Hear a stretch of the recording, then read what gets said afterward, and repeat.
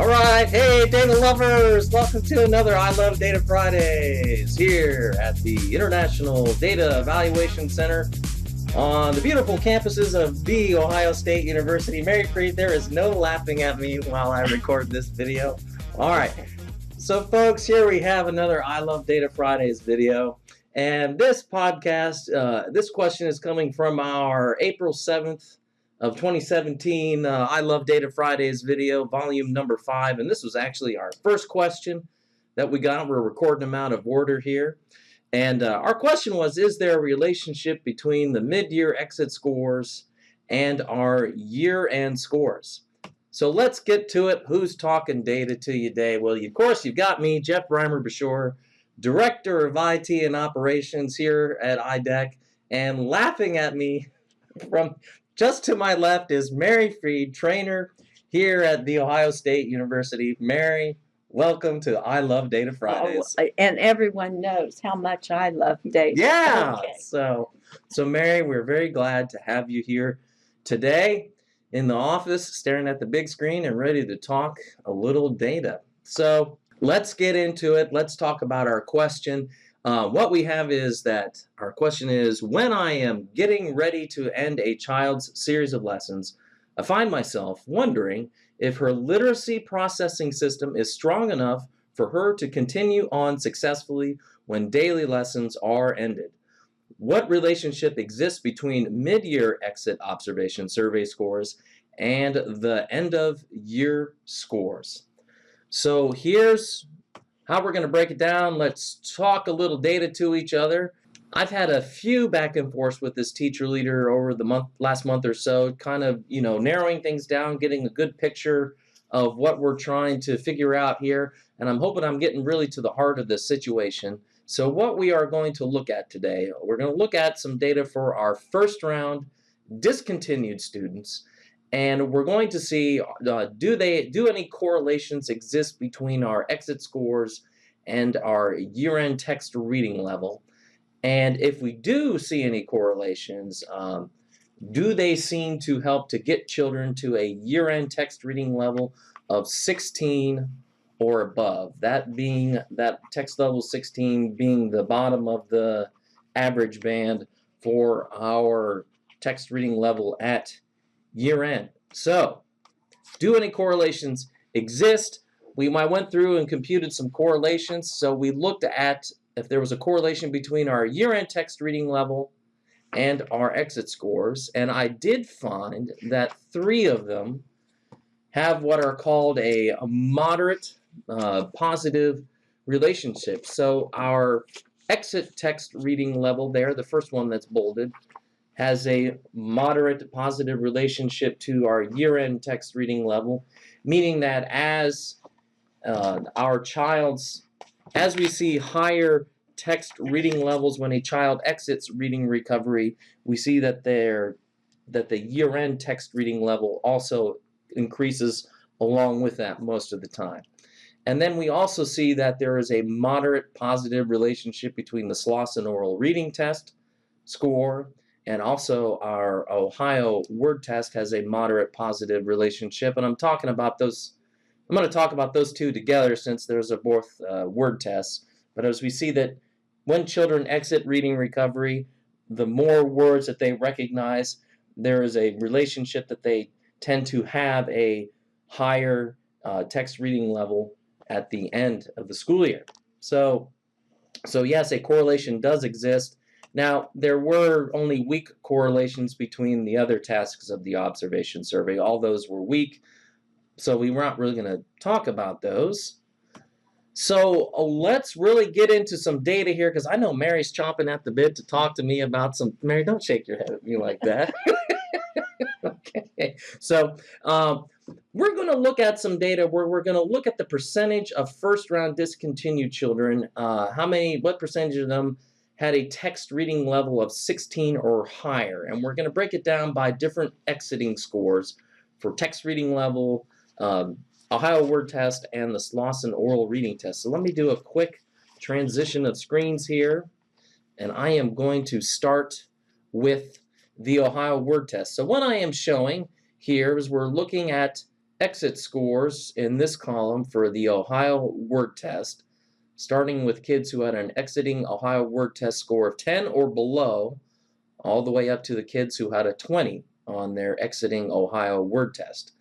And then in this column right here is the percentage of children that got a year-end text reading level of 16 or higher at the end of the school year. So for example, kids who scored 10 or below when they exited on the Ohio reading test, about 58% of them at the end of the school year had a text reading level of 16 or higher.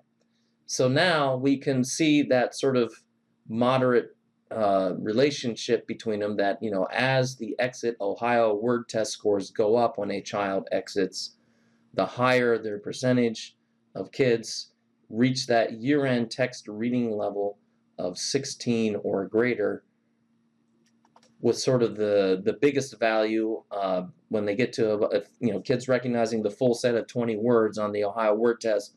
You know, about 97% of them at the end of the school year have that text reading level of 16 or higher. I'm going to switch over here to the Slauson oral reading test. Once again, on the left-hand side here, we just have the raw score for the Slauson oral reading test when children exited reading recovery at the end of their first round. And then we have the percentage of children who reached a text reading level of 16 or greater at the end of the school year. And once again, as you see, as the score for the Slauson oral reading test goes up, we have a few dips and jumps, but in general, what you can see is that as kids recognize more words on that Slauson oral reading test, the higher the percentage of the kids get a text reading level of 16 above at the end of the school year. Now, I'm going to move over here to one final set of data, and then we're going to bring it into the conversation section piece of this. We are looking at our exit text reading level. And once again, we're looking at the raw score, and this is their exit text reading level. We're starting at 8 or below, and then all the way to 16 and above. And in this column, again, we're looking at the percentage of kids who had a year-end text reading level of greater than or equal to 16 at the end of the school year. So once again, we can see that as kids exit with higher text reading levels, they tend to have, the greater percentage of kids will reach a text reading level of 16 by the end of the school year. So Mary, I see you eagerly wanting to say a few words over there. Okay. What do you want to say? Well, I think the figures you've shown us would probably also equate with common sense or common wisdom, that the higher you could score on a list of words and the higher you could read in text reading level, probably more likely you're going to be a proficient reader. Mm-hmm. I have a feeling right now, if I did text reading level, I could pass level 30, and I could probably, I know I could pass the Ohio word test and get all 20 of those. And I think I could probably score 55 on Slauson. Yeah, okay. I might not be able to define every word, but I think I could get it. So that a proficient reader, it just makes common sense that they're going to read a list of words better, they're going to score higher in text reading. I think the difference is what we're working with are beginning readers who really aren't finished off yet, and the scores alone may give you a false positive on some children. Okay. And the question, whoever sent that in, said, how can I be sure of that the child is going to have a strong processing system? Mm-hmm. She didn't say score. She said, how can I be assured of a processing system? So now I'm going to go to Clay and look at where you could follow up and look at what Clay's talking about when she talks about discontinuing children or exiting children from the program, and what you should be looking for. So that the first thing I would take you to is Literacy Lessons Designed for Individuals, Part 1. on pages 56 through 58. And on those pages at the bottom of 57, Clay says the topic is observable behaviors to look for when withdrawing individual lessons. Okay, so then this is where I'm going to quote her also. There is no fixed set of strategies and no required levels of text, nor any test score that can guarantee successful progress after discontinuing. Okay. And she does say, of course, the higher you can score, the more likely. But then on page 58, she gives processing behaviors. And if you're looking for strong processing behaviors, you would be, to me, it would behoove you to look at page 58 and say, how is this child doing in these areas? And one of the first two, I think, have always seemed a little out of place because they're so primitive, directional movement and one-to-one matching. But the next two are extremely important. Mm-hmm. Strategic activities. Can he demonstrate or she demonstrate a flexible control of strategic activity on new instructional text at higher levels of difficulty? Self-monitoring. Has this child learned how to check on themselves and notice when they're not correct? So use of multiple sources of information is another extremely important one. That they're going to be more flexible in using multiple sources of information, and self-correction. They're going to have effective self-correction systems in place. Now, taking a running record on the text reading level will give you some of that information. And I think what we've discovered is that Clay can't be pinned down on a number or any one or any combination of tests, but she expects teachers and teacher leaders to look at and evaluate processing strengths. The other thing I think she really says to look at is how they are doing in the classroom. But before I go to that, I want to back up some of the processing behaviors that Clay lists on page 58. With some more specific information. Okay. So in 2015, a research study that we did at OSU was published in the Reading Research Quarterly. And in that research, Leah McGee led up a team here at OSU of 4 of us that worked on this study.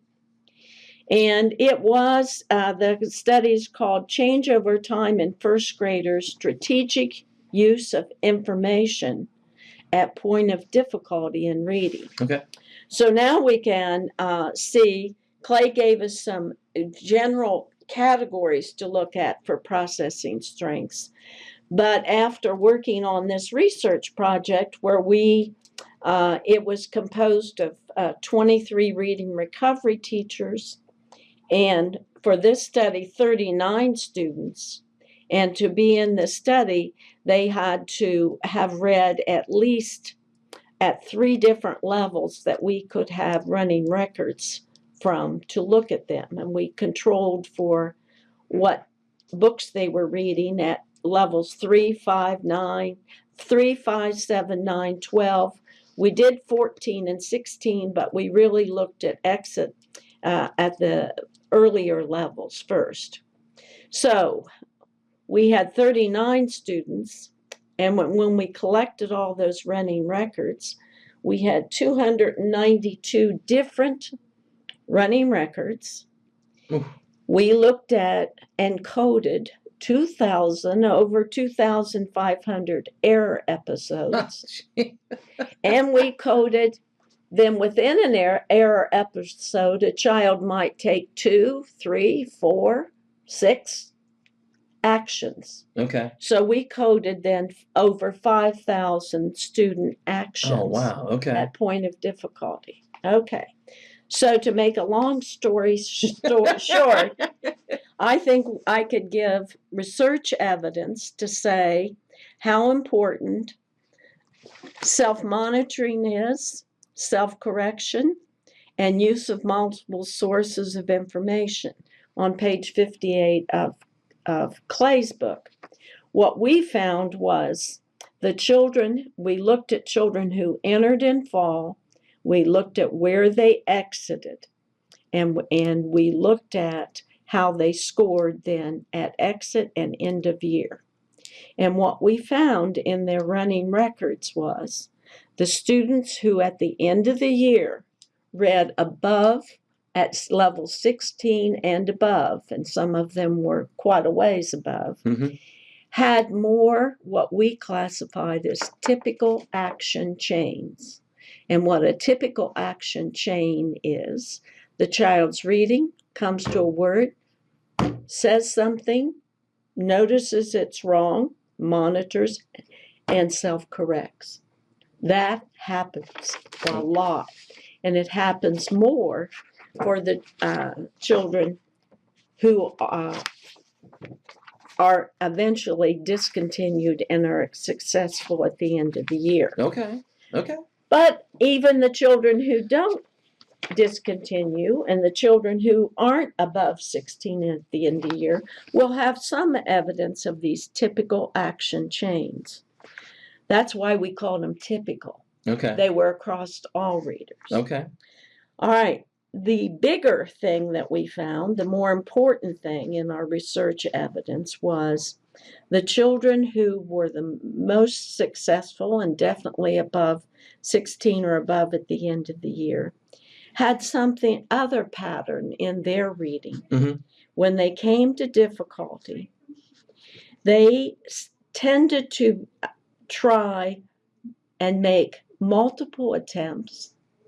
They tended to have multiple monitoring over solving one word, and they tended to be more flexible and persistent in trying to solve a word. Okay. The example I would give you, Father Bear went down to and the word on the text is river, and the child says road.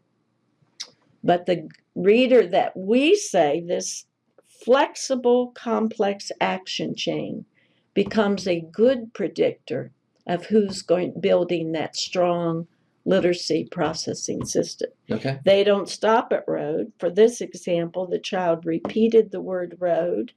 Then they started and went riv. Then they reread the whole phrase level down to the river. Okay. And self-corrected. So each time they made an attempt, like road, they monitored. They repeated it. They're looking, they're checking to see, does that really look like the word road? Yeah. Because it makes sense, it sounds right, and has some of the same visual information. Then they go to a different source of information and start looking at letter sound information and say and then riv, got a whole chunk there, reread, pull together meaning, structure, and visual, and self-correct.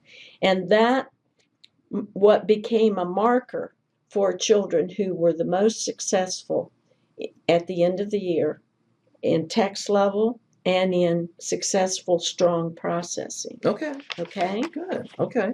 So I got one other point then, Go for and it. that is where Clay says you better be also looking at how are children doing in the classroom.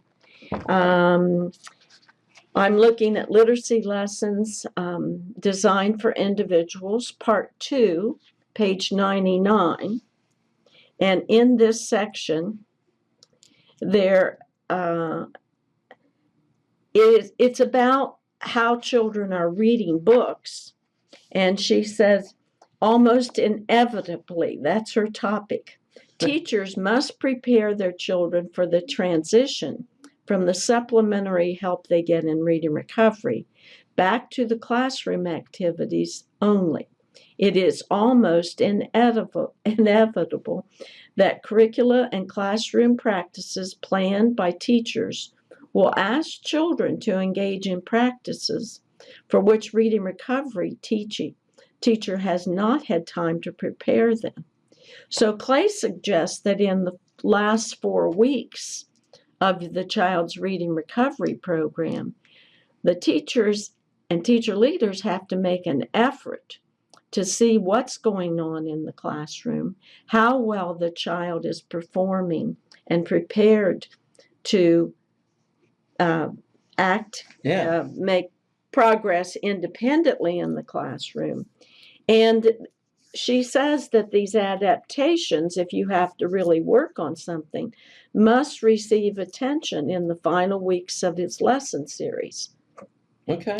What I really think is also important is her closing paragraph in this section. She does say, children completing a reading recovery lesson series will not yet have completed the construction of a self-extending system. They are well on the way, but they need to continue to be successful readers and writers in their classroom, able to access their teacher's help with oral reading for another 12 to 18 months of school. So I don't think we can say we have an absolute guarantee that they're never going to be without another problem in their reading. But we have pretty good evidence of the strategic processing that's necessary. We have good research that is very recent on specific markers to look for as children are moving up those levels. And we have Clay's warning that you do have to work with the classroom teacher and with the child maybe in the classroom to prepare them for what the expectations are. Okay. So it's not as easy as just the numbers, no matter how much you love the data. Yeah. Okay? Okay. All right. All right. If you think about it, maybe we can I'll type in another 2 bullets for you. Okay. So, well, we may have to summarize. I will talk too much. So, ladies and gentlemen, I'm going to offer this. I mean, so just looking at the data that IDEC has, that the data suggests that the more high frequency and/or sight words a child can recognize, the more likely they will reach a text level of 16 at the end of the school year. And I do not think I am saying anything profound here to anybody. I mean, I think that this is more sort of a common knowledge sort of thing, and we're just saying it again here out loud. And then as we saw with text reading level too, same thing, that the higher the exiting text reading level, the more likely a child will reach text level 16 at the end of the year. But now, Mary, how would you summarize what you're saying? Maybe let's try 2 bullet points on that. I mean, the big thing is that you want to go back the running record. Scores alone won't give you the guarantee. You'll be able to determine stronger literacy processing if you look for patterns of responses in text reading. Okay. And I've given you some specific markers on that. The other thing is that the scores in the U.S. are computed differently for exiting the program than New Zealand. We use a test packet with a very scripted introduction to the book. And in New Zealand, they would tend to do more of picking some books first for familiar reading, then maybe an unseen text at the level the child was reading at, and then maybe introduce a higher text with a regular book introduction. Okay. So we have set up a little bit more structure to our exiting the program. Okay. And that's what generates the data, which is very good. And we are looking at it and should have those trends. But we also have to look beyond that. Okay. Okay. All right. Add that part about the strong markers for strong literacy process. And this is from Mara's. Clay's book, page 58, and from the recent research. Literacy lessons designed for individuals. That's the real name of the book.